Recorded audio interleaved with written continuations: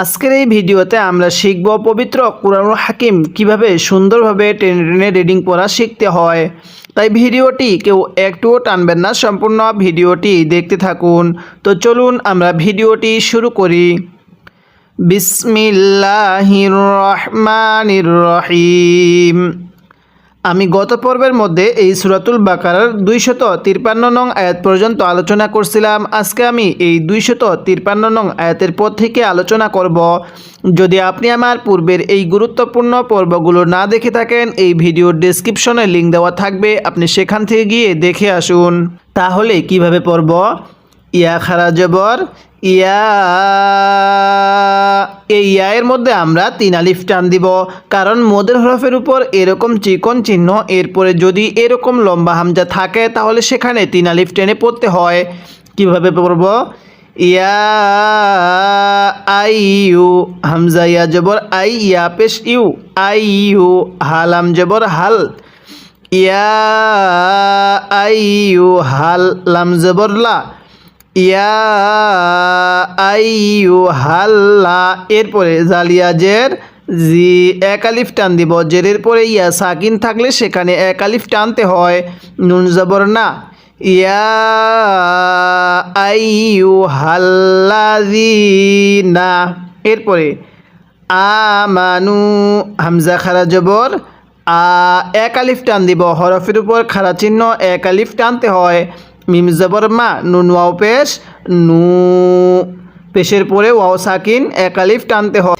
এখানে কিন্তু আমরা এক আলিফ টান দিব না, কারণ এখানে মদের হরফের উপর এই চিকন চিহ্নটার কারণে এই নুনের উপরে আমরা 3 আলিফ টান দিব। কিভাবে পড়ব? আমানু। এরপরে হামজা নুন জবর আং, হ্যাঁ, এই নুন সাকিনটা আমরা গুন্নাহ করে পড়ব। অনেকেই এই নুন সাকিনটা সহি শুদ্ধভাবে না পড়ার কারণে পবিত্র কুরআনুল হাকিম পড়াটাও সহি শুদ্ধভাবে পড়তে পারে না। তাই আজকের ভিডিওটি আপনাদের জন্য অনেক গুরুত্বপূর্ণ। ভিডিওটি শেষ অবধি ধৈর্য সহকারে দেখতে থাকুন। তাহলে নুন সাকিনের পরে ইকফার হরফ ফা থাকলে নুন সাকিনটাকে গুন্নাহ করে পড়তে হবে। কিভাবে পড়ব? আং ফিকু। এরপরে মিম মিমজের মিম, গুন্নাহ করব, নাকের বাসি দ্বারা গুন্নাহ করে পড়ব, কারণ মিমে নুনে তাজদিদ গুন্নাহ করা ওয়াজিব। মিম, মিম আলিফ জবর মা, মিম মা, এক আলিফ টান দিব। র জবর র, ঝা কব জবর ঝাক, মিম মা র ঝাক, নুন খারা জবর না, এক আলিফ টান দিব। হরফের উপর খারা চিহ্ন, এক আলিফ টানতে হয়। মিম মা র ঝাক না, কাপ মিম পেশ কুম। এই মিম সাকিনের মধ্যে আমরা কাফকে আমরা এই মিম সাকিনের মধ্যে লাগাবো না, এই সেকেন্ড মিমের সাথে লাগাবো, কারণ সাকিনওয়ালা হরফের পরে যদি এরকম তাজদিদওয়ালা হরফ থাকে তাহলে এই সাকিনওয়ালা হরফটিকে বাদ দিয়ে পড়তে হয়। কিভাবে পড়ব? মিম মা রাযাক না কুম। এরপরে মিম নুন জের মিং, নাকের বাসি দ্বারা গুন্নাহ করব। স্মরণ রাখবেন, নুন সাকিনের পরে ইকফার 15টি হরফ থেকে কোনো একটি হরফ যদি এই নুন সাকিনের পরে থাকে তাহলে এই নুন সাকিনটিকে গুন্নাহ করে পড়তে হয়। অবশ্যই আপনি ইকফা এবং ইজহার হরফগুলো মুখস্থ করে নেবেন। আর এগুলো শেখার জন্য আমি এই ভিডিও ডেসক্রিপশনে নুরানি কায়দা কোর্সের লিঙ্কগুলো দিয়ে দিছি, আপনি সেখান থেকে গিয়ে দেখে আসবেন। তাহলে কিভাবে পড়ব? মিং ক্বাবলি। এরপরে হামজা ইয়া জবর আই, এই নুন সাকিনের সাথে লাগবে না, হামজা লাগবে ইয়ায়ের সাথে। হামজা ইয়া জবর আই, ইয়া হামজা জবর ইয়া, ইয়াকে হামজার সাথে লাগাবো।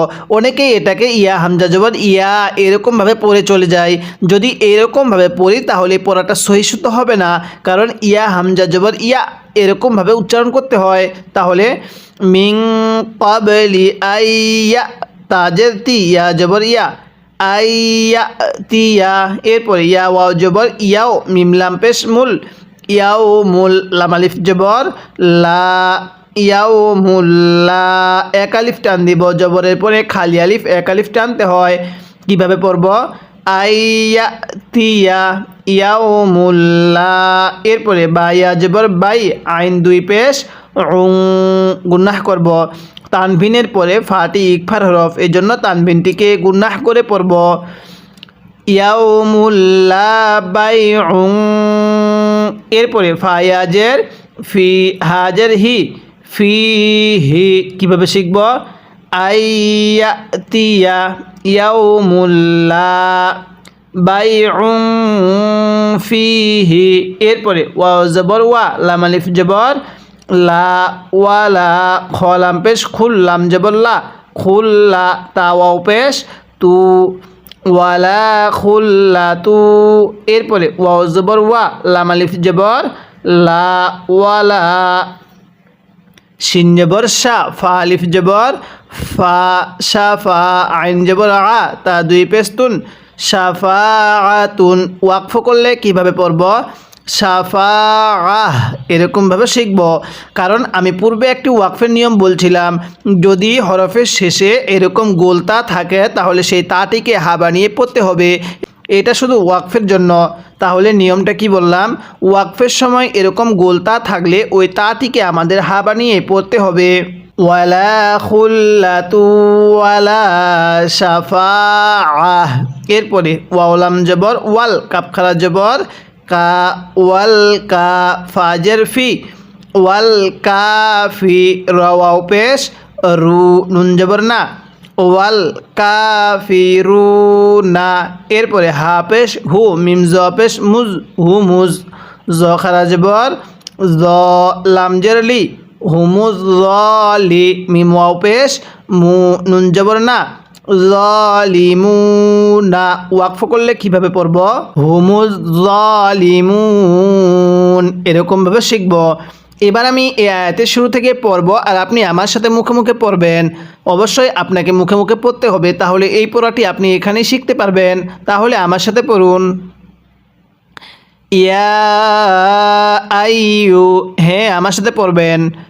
ইয়া আইয়ু, আরেকবার আমার সাথে পড়ুন। ইয়া আইয়ু হাল্লাযীনা আমানু, আমার সাথে পড়ুন। হাল্লাযীনা আমানু, মিলিয়ে পড়ুন।